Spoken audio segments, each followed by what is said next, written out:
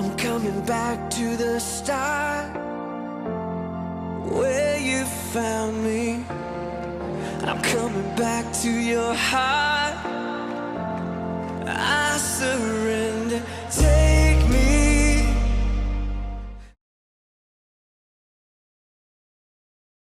자, 시편 4편 말씀 함께 한 절씩 교독합니다. 제가 먼저 읽겠습니다. 내 의의 하나님이여, 내가 부를 때에 응답하소서. 곤란 중에 나를 너그럽게 하셨사오니 내게 은혜를 베푸사 나의 기도를 들으소서. 인생들아, 어느 때까지 나의 영광을 바꾸어 욕되게 하며 헛된 일을 좋아하고 거짓을 구하려는가? 여호와께서 자기를 위하여 경건한 자를 택하신 줄 너희가 알지어다. 내가 그를 부를 때에 여호와께서 들으시리로다. 너희는 떨며 범죄하지 말지어다. 자리에 누워 심중에 말하고 잠잠할지어다. 의의 제사를 드리고 여호와를 의지할지어다. 여러 사람의 말이 우리에게 선을 보일 자 누구뇨 하오니 여호와여, 주의 얼굴을 들어 우리에게 비추소서.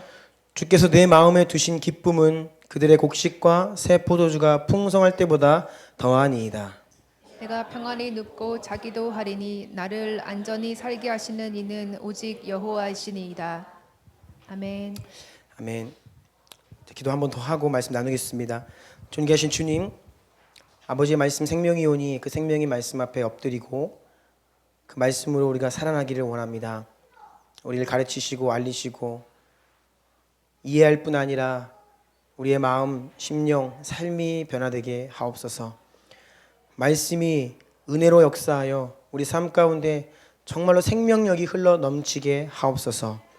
주님이 우리 가운데 오셨음에 그 주님으로 인하여 복음의 실제를 누리는 우리가 되기를 원하오니, 특별히 주님 이 한국교회 가운데 허락하신 소중한 유업들이 우리 공동체 가운데 회복되게 하옵소서. 악한 영들의 공격을 예수 이름으로 대적하며 오직 주의 성령님 홀로 일하시기를 초청하며 환영합니다. 예수님의 이름으로 기도드리옵나이다. 아멘. 아멘.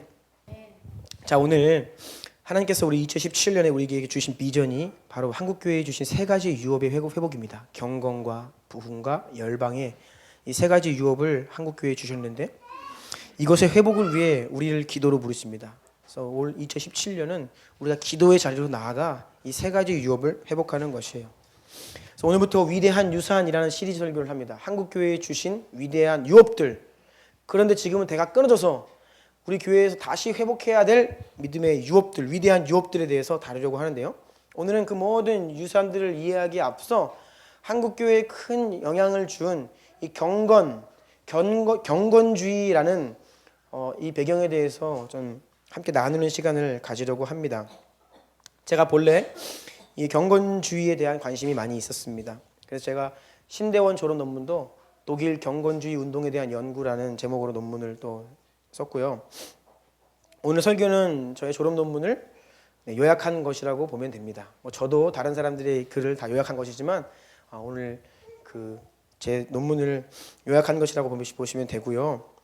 이미 제가 개척을 준비하면서 또 이 논문을 쓰면서 또 제 안에 경건주의적인 경향이 강하기 때문에 우리 공동체 안에 지난 설교와 우리 훈련과 우리 교회의 가치 가운데 이미 이 경건주의 가치들은 다 DNA로 들어가 있습니다. 그래서 오늘 여러분들이 보시면 경건주의 전통이 우리 교회 안에 그대로 있구나라는 것을 알 수 있을 텐데요. 우리가 이것을 온전히 이해함으로 한국교회에게 유익을 끼쳐준 그 영적 흐름들이 무엇인지를 함께 보는 시간 되기를 원합니다. 자, 1번 경건이란 보겠습니다. 경건이라는 말은 원래 하나님이나 존경받을 만한 사람, 부모나 스승 이런 분들을 향하여서 그들을 경외하고 존경하고 할 도리를 다하는 것, 이것이 바로 원래 본래의 경건의 의미입니다.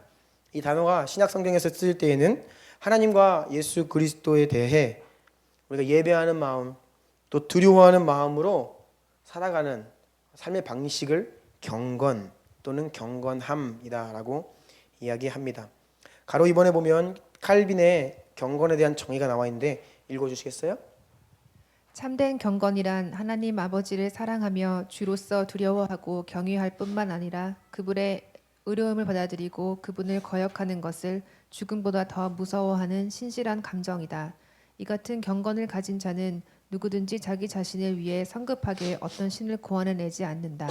오히려 그들은 그에게 참된 하나님에 대한 지식을 찾으며 그가 자신을 보여주고 선언하는 모습 그대로를 받아들인다. 예. 디모데후서 말씀 보니까 경건의 모양은 있으나 경건의 능력은 부인하는 자들이 있다라고 기록되어 있죠. 여러분, 참된 경건은요, 지식이 아니라 머리로 이해하고 동의하는 것이 아니라 그것이 우리에게 실제가 되어서 하나님 앞에서 신실하게 그것을 순종하고 따르는 삶을 말합니다. 거룩한 삶을 살 수 있는 능력이 바로 경건의 능력이죠. 겉으로는 경건한 척 할 수 있습니다. 교회에 잘 나올 수 있고요. 빠지지 않고 나올 수 있습니다. 예배의 자리에. 하지만 삶의 경건의 능력이 정말로 순종하며 예수님을 따르는 능력이 없다라고 하면 그것은 지난 금요일 날 박기정 목사님이 설교해 주셨듯이 종교이고 위선, 연기, 가식, 가면이라고 할 수 있겠죠. 네, 2번입니다. 경건주의에 대한 이해를 좀 볼까요? 경건주의를 정의하자면 일반적으로는 믿음에 합당한 행함과 삶을 강조하는 개신교의 한 흐름입니다. 이 흐름들은 교회사에서 발견되는 여러 가지 기존에 잘못되어 있던 것들을 거스르고 그것을 이기고자 했던 건데요. 먼저는 교회 중심주의를 거절했습니다. 이것은 교회만 나오고 예배만 나오면 되고 교회에서만 잘하면 되는 어떤 그런 인식입니다. 돌아가서 세상에서는 똑같이 살고 있는 모습, 그런 형식적인 모습을 일컬어 교회 중심주의라고 하는데 이것을 경건주의는 거절하죠. 또 신학 중심주의가 있습니다. 머리로 이해하고 교리 대답하고 또 세례문답할 때에도 마찬가지지만 이렇게 묻는 질문에 네라고 이야기하는 것, 물론 그것도 중요하고 귀한 것입니다. 동의하고 네라고 이야기하는 것, 인정합니다, 맞습니다, 믿습니다. 하지만 그것만으로는 안 되는 거죠. 그것만이 믿음이라고 하는 그런 영적 지적으로 치우친 모습을 거절하는 것입니다. 그리고 사제 중심, 목사 중심주의도 거절합니다. 이것은 직분을 계층으로 이해해서 목사는 좀 더 높은 권위, 더 특별하고 이런 것들을 거절해요. 모든 성도가 다 주 안에서 하나이고 동일하다라는 것이죠. 또 도덕적으로 영적으로 피상적인 것, 즉 삶 가운데 예수님의 가르침과 그 삶을 따라 사는 순종의 모습이 없는 그냥 피상적인 썬데이 크리스찬, 무늬만 그리스도인, 이런 것들을 비판하고 교회가 안일하게 세상과 동조하고 그렇게 오염되어 가는 것들을 거부하는 개혁적인 성향을 가지고 있는 것이 바로 경건주의입니다. 자, B 보면요. 보다 구체적으로 정의하자면 경건주의는 유럽 대륙의 개신교 안에서 17세기에서 일어나 18세기에 완전히 만발한 신앙적 갱신 운동이다라는 겁니다. 여러분, 종교개혁이 올해 2017년이 종교개혁 500주년입니다. 정확히. 역사적이고 상징적인 해예요. 1517년에 마르틴 루터에 의해서 종교개혁이 시작되었습니다. 1517년 이후에 청교도 운동주의와 함께 경건주의는 가장 의미 있는 경건 운동이었습니다. 다시 말씀드리면 형식적이고 피상적인 신앙을 거부하고 성도 개개인이 진짜 믿음을 가지고 합당한 삶을 살고 또한 공동체 안에서의 삶을 살아야 한다라고 했던 경건주의입니다. C 봅니다. 경건주의는 지성주의 신학, 무미건조한 은혜가 없는, 기쁨이 없는 습관적이고 형식적인 기독교를 뛰어넘고자 했습니다. 그리고 1517년에 시작된 이 종교개혁은 로마 카톨릭의 잘못된 교리, 그래서 오직 성경, 오직 은혜, 오직 예수, 오직 믿음, 이 종교개혁의 핵심 가치들이 이제 회복되었는데요. 거기에서 머무르면 안 된다. 우리의 신학이 바뀌고 우리의 믿음이 바뀌었으면 삶도 완전히 개혁되어야지. 신학만 바뀌면 뭐합니까? 그래서 이 경건주의는 종교개혁의 연장선에서 이제는 종교개혁자들이 이루어 놓은 신학적인 어떤 결과물들을 가지고 우리가 이제 그것을 살아내자는 운동의 일환이었다고 볼 수 있죠. 가로 2번입니다. 경건주의 운동이 유럽에서 일어나게 된 배경을 우리가 이해할 필요가 있는데요. 늘 역사는 반복됩니다. 시대의 상황은 반복돼요. 그러면 비슷한 상황 가운데 또 새로운 운동이 일어나는 것도 패턴도 비슷합니다. 한국교회 가운데 경건이 상실되고 경건이 회복되어야 한다고 했을 때 이 경건주의 운동이 처음 유럽에서 어떻게 일어났는지 그때의 발생 배경을 보면 우리와 너무나 흡사하다는 것을 알 수 있습니다. 바로 당시에는 30년 전쟁이라는 큰 참혹한 전쟁 이후였습니다. 30년 전쟁은 1618년에서 1648년 사이에 유럽, 지금의 독일 땅을 중심으로 벌어진 전쟁입니다. 유럽 사람들에게는 굉장히 역사적인 손가락에 꼽을 만한 전쟁입니다. 여러분 30년 동안 전쟁을 해보십시오. 우리 6.25 3년 전쟁하고 남과 북이 초토화됐는데 물론 당시에는 신식 무기는 없습니다. 제가 30년 전쟁 자료를 찾아보니까 수많은 사람들이 자기 키보다 2배 되는 창을 다 들고 있어요. 여러분 창 가지고 나아가서 30년 동안 싸우는 겁니다. 참혹한 전쟁이었습니다. 이 전쟁이 왜 일어났냐?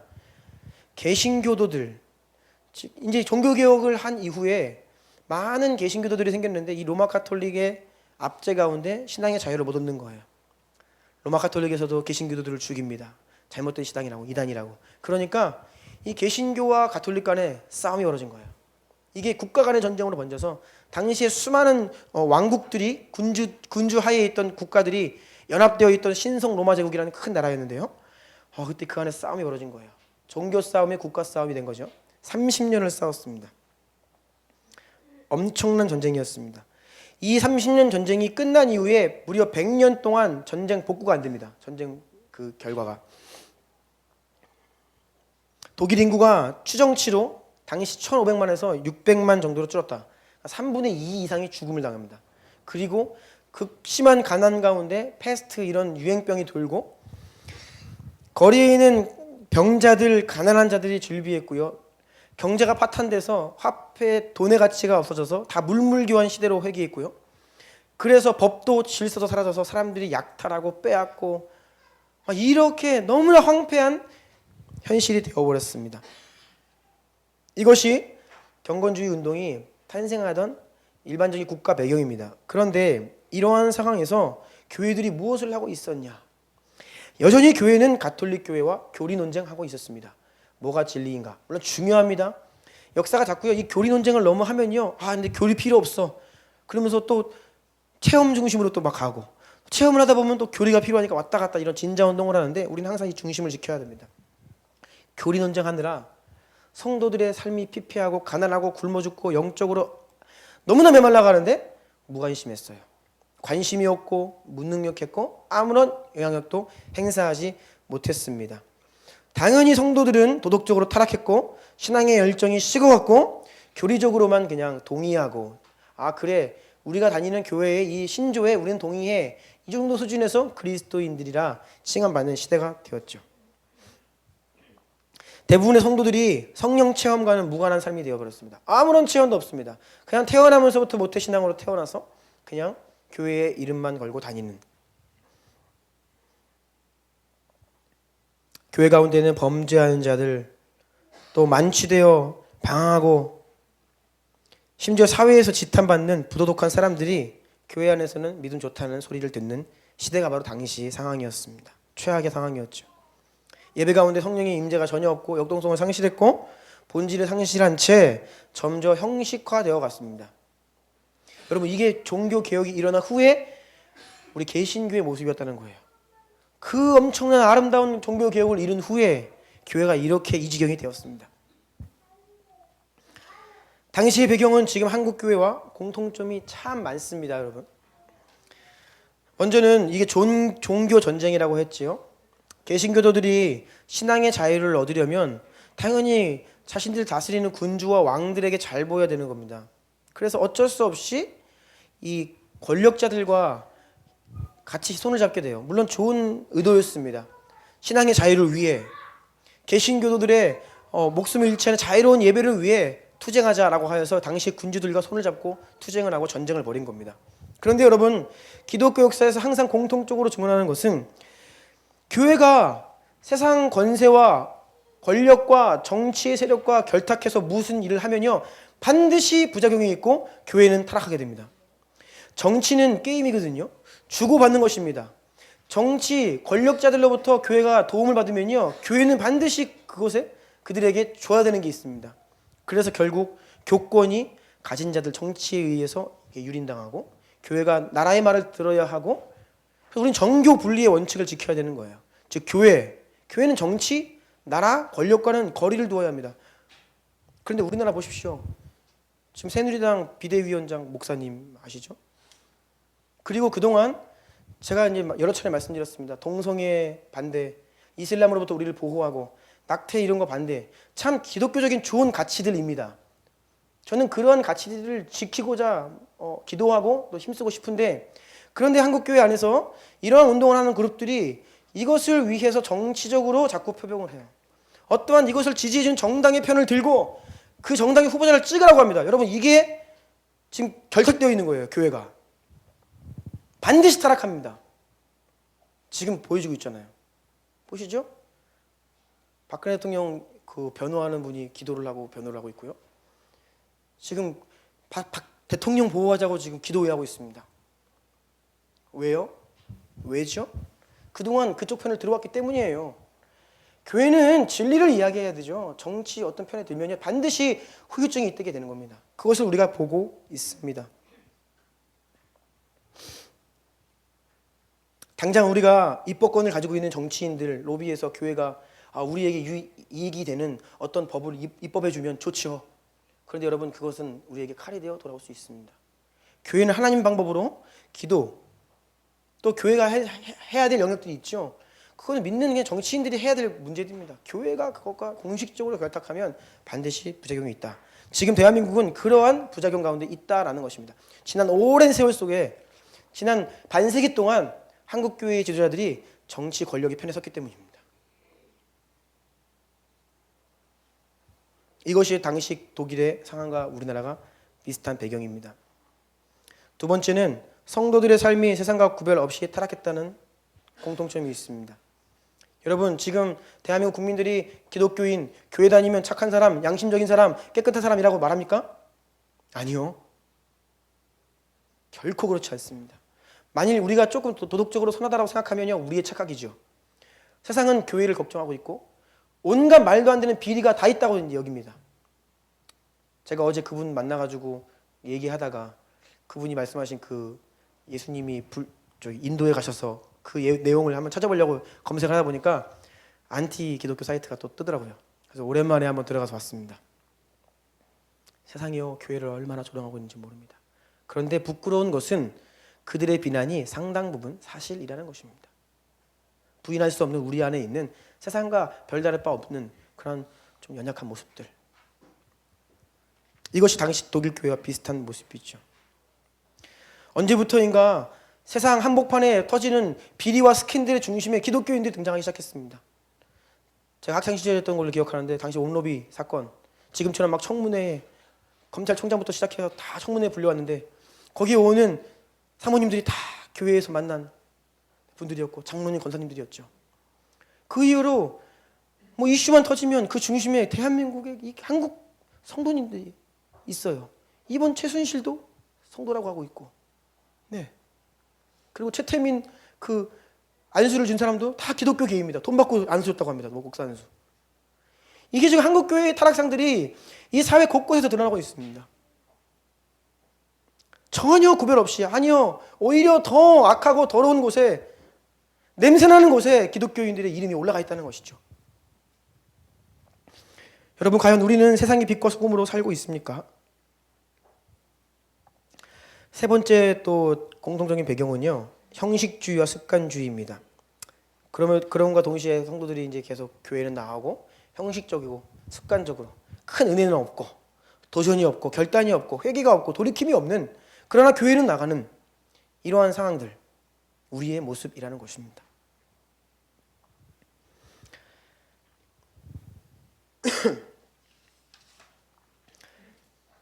이번에 가로 3번입니다. 이런 배경 가운데 일어났던 경건주의 운동, 그 경건주의 운동의 중심축에 서 있었던 유명한 신앙의 위인들의 삶을 제가 보면서 공통점들을 간략하게 간추린 것입니다. 경건주의 운동의 특징, 경건주의자들의 신앙관입니다. 첫 번째는 회심 체험의 중요성입니다. 그들은 진정한 그리스도인은 참된 회개와 회심의 경험을 통과하여 거룩한 삶을 살아야 한다라고 이야기합니다. 진정으로 회개하고 주님 앞에 돌이킨 적이 없으면 그것은 진정한 그리스도인이 아니다라고 말합니다. 회심의 두 가지 요소가 무엇이죠? 성장반? 네. 회심의 두 가지 요소 따라해 보시죠. 회개와 믿음. 진짜 회개와 진짜 믿음입니다. 이게 회심입니다. 마틴 로이드 존스는 회심은 분명하고 명확한 체험이기 때문에 모두가 그 회심을 경험했다면 나는 회심했다라고 이야기할 수 있다라고 말해요. Before and after가 명확하게 갈리는 인생에 있는 엄청난 사건이라는 것입니다. 살아계신 하나님이 지식으로 듣고 동의했던 그 하나님이 그 실제가 내 가운데 경험되는 사건이에요. 두려워하는 마음이 임하고 경외하는 마음이 임하고 이제는 회개함으로 주 앞에 살아가게 되는 이 회심 체험을 강조한 이 경건주의자들의 모습입니다. 두 번째, 지성주의를 거부합니다. 참된 믿음은 지식에 머무르지 않고 마음의 변화와 순종에 이르는 진짜 확신이다. 정말 확신하면 그 확신에 자신의 삶을 올인한다는 것이죠. 믿는다고 이야기하지만 삶이 따르지 않는다. 확신이 없는 것이다 라고 이야기하며 지성주의를 거부했습니다. 그리고 삶의 열매로 신앙을 점검해야 한다라는 신앙관을 가지고 있던 분들이에요. 세 번째 C, 거룩하고 성결한 삶. 성도는 듣기만 하기보다 행하는 사람이다. 즉 주일에 교회에 나와 설교를 듣고 앉아있는 분들이 성도가 아니라 그 말씀을 가지고 나아가 행하는 자다. 그런데 이 행하는 게 보통 힘든 게 아닙니다. 머리로는 끄떡끄떡 하는 것도 성령님의 은혜입니다. 하지만 돌아가서 그렇게 사는 것은 너무 힘든 일이죠. 그래서 이 경건주의자들은 기도 생활을 강조합니다. 개인 기도 생활에 힘쓰며 그 말씀대로 살아나기를 힘쓰는 그 현장을 중요시해요. 경건주의자들은 다 기도의 용사들입니다. D. 설교와 훈련의 중요성, 특별히 성경적인 설교와 성경 훈련을 강조합니다. 설교는 장식이나 예화 없이 단순하며 성경적이어야 한다. 그래서 이들의 설교는 군더더기 없이 순수한 진리를 선포하는 인간의 말이 별로 없는 그런 설교였고요. 또 목사는 주일 강단에서 설교하는 것 이외에 강단에서 내려와 성도들을 위해 훈련과 교육에 힘써야 한다. 당시 독일 교회에 주일날 예배 한번 드리고 말씀 선포하는 것으로 만족하는 목사들이 많이 있었다는 것이죠.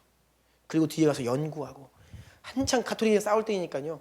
뭐가 진짜 교리인지 뭐가 성경 이거 연구는 열심히 했는데 성도들을 직접 주중에도 1대1로 그룹으로 이런 것들이 부족했다는 거예요. 그래서 경건주의자들은 부족하다. 목사들은 힘써 성도들을 말씀으로 훈련하고 양육해야 한다라고 생각하여서 이것에 온 힘을 다했던 분들이에요. 2. 소그룹입니다. 당시에는 교회 속에 있는 작은 교회들이라고 이야기했습니다. 큰 교회 회중으로 모이지만 이 가운데 작은 교회들이 더 중요하다. 그것은 주일날 선포되는 목사님 말씀으로는 부족하다. 그래서 성도들이 함께 따로 모여서 그것이 작은 하나의 교회가 되는 것이죠. 성경을 읽고 들었던 설교를 반복하고 함께 대화하고 상고하고 서로 가르치며 위로하고 권면할 뿐 아니라 기도와 찬송, 예배를 통해 각자에게 주신 은사들로 사역하고 나누는 어떤 그러한 소그룹, 즉 교회 안에 있는 작은 교회들을 매우 중요시했다. 이것이 교회의 생명력이다 라고 이야기했습니다. 그래서 여러분 셀, 이것이 작은 교회입니다. 또 우리가 여러 가지 훈련이라는 이름으로 모이는 주중의 모임들, 기도회 이런 것들이 교회 안에 있는 작은 교회들이에요. 이것이 살아있는 교회가 역동적인 교회고 진짜 교회라는 것입니다. F 보겠습니다. 만인 제사장의 실제화. 종교개혁이 이루어놓은 만인 제사장, 즉 평신도와 목회자의 구분이 없이 모두가 성경을 연구해야 한다. 목사만의 전유물이 아니다. 원래 종교개혁 이전에는 사제들이 말씀을 연구할 권한, 선포할 권한이 있었어요. 특권이었습니다. 성도들은 성경도 못 읽게 했어요. 근데 그것이 잘못되었다라고 종교개혁에서 뒤집었죠. 모든 성도가 자기 나라 말로 성경을 가져야 되고 집집마다 성경을 가지고 읽고 연구하고 공부할 수 있다. 그리고 가르칠 수 있다. 이것이 종교개혁 가치입니다. 그래서 모든 성도가 성경을 알아야 된다, 연구해야 된다라고 하는 것이에요. 그리고 사역 또한 마찬가지입니다. 사역자들만 하는 것이 아니라 모두가 함께 사역, 봉사, 동참하며 나가야 한다는 것이죠. 여러분, 우리는 세상으로부터 하나님이 부르시고 선택하셔서 구별되었다라는 의식이 강해요.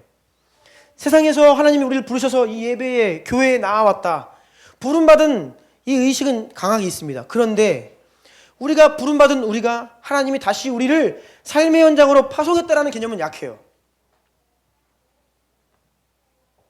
여러분 모두가 다 만인 제사장은요, 다른 말로 만인 선교사예요. 네. 여러분들이 세상으로 파송받은 선교사들입니다. 그래서 나아가서 내가 복음을 전하고 내가 제자를 양육하고 내가 사람들에게 예수의 증인으로 나가는 것입니다. 이게 바로 종교개혁의 가치라는 거예요. 그런데 우리의 의식이 교회 안에 머물러 있고 그저 부름받은 자들, 성경 연구를 깊이 하거나 어떤 특별한 사역을 하는 것은 특정인들의 전유물, 이 생각은 여전히 우리가 종교개혁 이전의 사고에 머무르고 있다. 또는 당시 독일 교회처럼 교리는 개혁되었는데 성도들의 삶은 여전히 똑같아요. 이런 모습들이 있다는 것입니다. 마지막 주의, 선교운동입니다.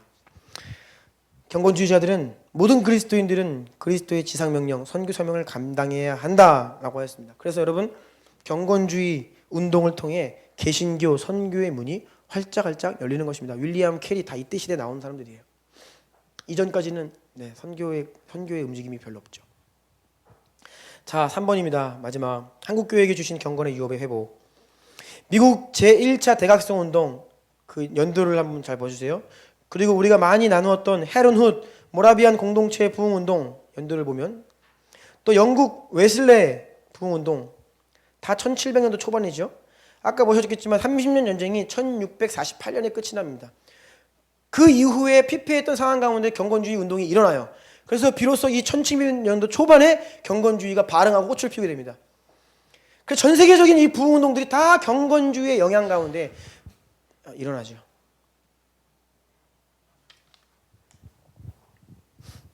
미국에서도요, 우리가 잘 알고 있는 조나단 에드워즈의 그 제1차 대각성 운동도 사실은 미국으로 이주했던 모라비안 공동체에서 부흥이 일어난 거고요. 헤론 훗, 당연히 경건주의 공동체였죠. 모라비안은요. 웨슬레도 경건주의 이 모라비안 성도들에게 영향을 받아 회심합니다. 그리고 미국에서 2차, 3차 대각성 운동이 계속해서 일어나는데, 이러한 모든 대부흥과 각성들이 이 경건주의적인 영적 흐름 가운데 일어났던 것이에요. 그리고 이 부흥과 대각성은 이것을 통해 선교의 부대가 일어납니다. 미국의 2차, 3차 대각성 운동을 통해서 그때 수많은 캠퍼스에서 회개하며 주님께 삶을 바쳤던 그분들이 다 우리나라로 밀려 들어온 거예요. 그러니까 언더우드 아펜젤로를 시작해서 26, 27의 청년들이 다 헌신해서 어떻게 조선을 올 수 있냐, 이것이 바로 2차, 3차 대각성 운동 때 다 헌신한 분들이에요. 그래서 우리나라에 들어온 초기 선교사님들이 다 경건주의적인 배경을 가지고 왔습니다. 그들은 기도에 열심히 있는 분들이었고, 말씀 양육, 소그룹 양육, 이런 것들에 헌신한 분들이었어요.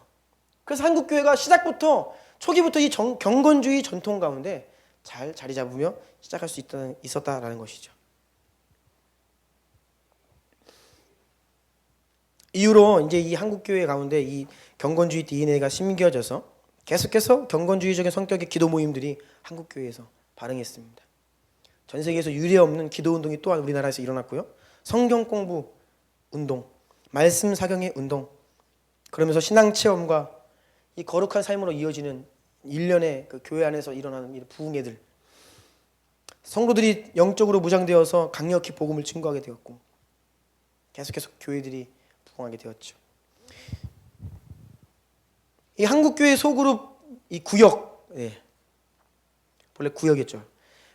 이 여의도 순복음교회 구역이 지금 전 세계를 강타하고 있는 이 셀교회 운동 창시자가 바로 여의도 순복음교회의 구역을 보고 감동받은 겁니다. 이게 바로 초대교회 공동체의 모습이라는 것을 알았어요.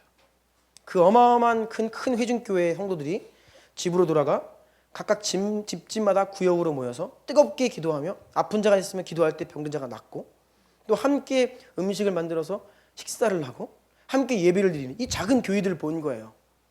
그래서 이 라이프 네이버 박사가 이것을 셀교회 운동으로 만들어서 다시 우리나라에 한 10년 전쯤에 다시 들어와서 한국교회 열풍이었습니다. 지금 조금 잠잠해졌는데 모든 교회마다 다 셀교회 한다 셀교회 한다 날렸던 시절이 있어요. 그게 본래 한국교회에서 나왔던 거예요. 우리 안에 있던 기도운동, 소그룹 운동, 또 구역 예배 이런 것들이었습니다. 그래서 이 한국교회 가운데 하나님이 얼마나 이 기초부터 초창기부터 경건주의적인 아름다운 유업들을 심어 넣어 주셨는지 모릅니다. 그런데 이제 우리가 세월 앞에 너무도 빠르게 부흥했던 한국교회가 너무나 빠르게 쇠퇴하며 이 소중한 위대한 유산들을 다 잃어버리고 있습니다. 젊은이들이 기도할 줄 모르고 더 이상 성도들이 말씀을 잘 읽지 않고 성경 공부하자 그러면 되게 올드한 프로그램으로 느껴지고 요즘에는 교회마다 아주 깔끔하고 그런 좋은 프로그램들이 많이 있잖아요. 성경 공부합시다 그러면 되게 올드하게 느낀다는 거예요. 그리고 성경 공부가 실질적으로 잘 이루어지지 않고 있죠. 각종 프로그램, 세미나, 훈련, 시스템들은 막 난무합니다. 이게 바로 우리가 지금 지성주의로 가고 있다는 뜻입니다. 배우는 거는 너무 많아요. 저는 문자를 얼마나 많이 받는지 모릅니다. 목회자들을 상대로 세미나, 무슨 학회, 뭐 해주는 거 뭐 엄청나게 많아요. 전 세계 유명한 분들 또 우리나라 다 와가지고 1년 내내 그것들 전수해 줍니다. 목사님들은 계속 가서 그걸 배워요. 근데 배우는 거에 너무 열성입니다. 실제가 잘 되지 않고 있어요. 왜냐하면 지성주의 쪽으로 흐르고 있기 때문이에요. 여러분, 경건의 유업이 우리 주남교회에서 회복되기를 원합니다. 우리가 이렇게 기도하면 하나님 너무 기뻐하실 것 같아요. 하나님, 한국교회에 주신 위대한 유업은 대물려주는 재산 같은 거예요. 그래서 지금 물려받을 사람들이 없는 겁니다. 주여, 우리 주남교회가 한국교회의 유산을 물려받겠습니다. 우리가 그것을 이어받겠습니다. 주님, 우리에게 그 유업을 회복시켜 주십시오 라고 기도하는 거예요. 그래서 우리 교회는 기도 운동하는 교회가 되기 원해요. 이것이 기도의 집이 되기 원합니다. 새벽부터 오전 기도회 지금 계속하고 있고요. 이제 원래는 오후에도 우리가 상시적으로 이제 이 기도실을 운영하려고 합니다. 누구든지 나와서 예배하고 기도하고 말씀 보고 뭘 해도 좋아요. 여기 와서 주무셔도 됩니다. 기도의 집에 나와서 그런 기도 운동이 확장되는 2017년 되기를 원합니다. 중보기도팀 지난주에 보니까 많이 신청하셨습니다. 중보기도팀이 그냥 수시로 모여서 기도하고 그런 일들이 많이 확장될 것이고요. 두 번째 말씀 운동입니다. 여러분, 성경을 우리 주난 성도들은 2017년 매일 성경을 한 번씩은 열어줘야 됩니다. 피셔야 돼요. 내가 아직 하루 일주일 동안에 성경을 피지 않는 날이 있다? 여러분, 피십시오. 성경을 쓰십시오. 자, 1월 8일인데 8일 동안 잘 쓰셨습니까? 제가 이번에는 2017년은 밀린 거 안 된다라고 했는데 일주일만 받으려고 합니다. 지난 일주일 동안 빼먹으신 분들은 지난 일주일 거는 괜찮아요. 밀린 거 쓰십시오. 왜냐하면 손 집사님이 1월 1일 빼먹으셨다고 근데 그래서 제가 오케이 했고 제 아내도 1월 2일인가요? 빼먹었다 그래서 벌써 그냥 안 되잖아요. 그러니까 지난주 거는요 용서해 드립니다. 우리가 다 밀린 거 하시고요. 매일 쓰는 거 중요합니다. 교회를 향한 말씀, 나를 향한 말씀을 한 번씩 상기하면서 그것을 쓰고 아멘하고 기도하는 게 너무나 중요해요. 그리고 성경 읽기 매일 하셔야 됩니다. 아멘? 그래서 올 말에 이제 시상하려고 하는데 일독한 사람 너무 많아가지고 교회 재정이 안 되는 그런 상황이 발생해야 됩니다. 성경을 많이 읽으시고 또 연구하시고 묵상하시고 아무튼간에 우리는 성경을 피고 더 오랜 시간 머물러야 됩니다. 쫓기듯 하지 마시고 성경을 다 열고 읽는 그런 말씀 운동 별거 아닙니다. 읽으면 돼요. 열면 돼요. 그리고 소그룹 운동. 우리의 셀들이 이제 다음 주에 새로 출범합니다. 셀 모임 가운데 강력한 주님의 임재가 있어서 기도가 뜨겁고 그 가운데 치유와 회복이 있기를 축복하고요. 셀 모임 가는 것을 기뻐하시길 축복합니다. 그리고 훈련, 주중의 훈련, 주일 훈련, 수요 훈련 계속 있는데요. 이 훈련도 소그룹입니다. 계속해서 훈련 받으시고 특별히 가정 예배, 가정들은 교회 안에 있는 작은 교회들이죠. 어떻게 해요? 2017년 첫 주 가정 예배 승리하셨습니까? 하셔야 됩니다. 네. 하셔야 돼요. 일주일에 꼭 한번 날짜와 시간 정하십시오. 그래서 아이들과 함께, 부부가 함께, 나홀로 괜찮습니다. 꼭 예배를 드리십시오. 여러분, 이 세 가지 기도, 말씀, 소그룹 소박한 것이에요. 우리가 그것 한 가지를 시작할 때에 2017년에 우리 가운데 하나님께서 유업을 회복시키실 줄 믿습니다. 네, 한번 기도하겠습니다.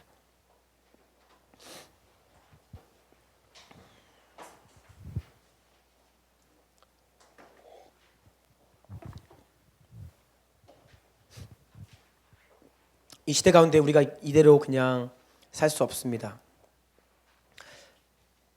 우리에게는 경건의 능력이 필요합니다. 경건의 모양은 이미 우리 가운데 있는 것 같아요. 경건의 능력이 있어야 합니다.